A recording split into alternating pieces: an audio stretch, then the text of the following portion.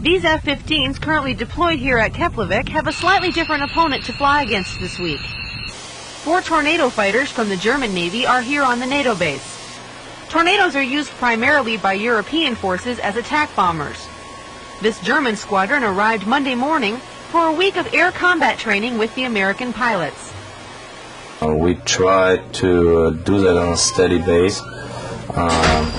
We try to exercise low flying over sea, low flying over land, and depending on changing scenarios, changing aircraft capabilities, we try to adopt and do medium level flying as well, like we would have to do in a real scenario.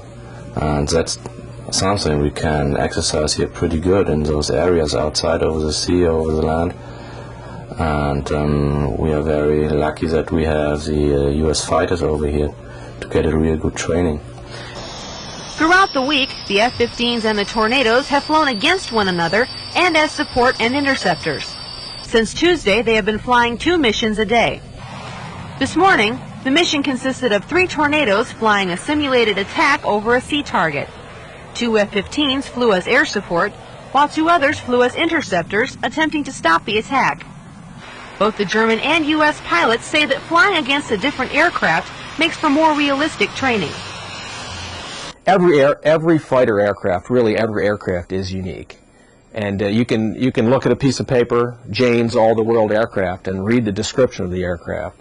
But until you really fly with it or against it, do you appreciate specific peculiarities of that aircraft. And nowadays that can mean simply the visual appearance and the paint scheme.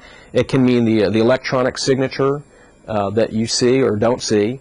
And it can mean its own individual capabilities, how maneuverable it is, how well it can detect other aircraft. And then, of course, the last element there is the training and proficiency of the pilots and the weapons systems officers. The Tornado Squadron will return to Keflavik Marine Base in Germany tomorrow after flying their last set of maneuvers. Reporting for Newsline, I'm Airman Stephanie Newhall.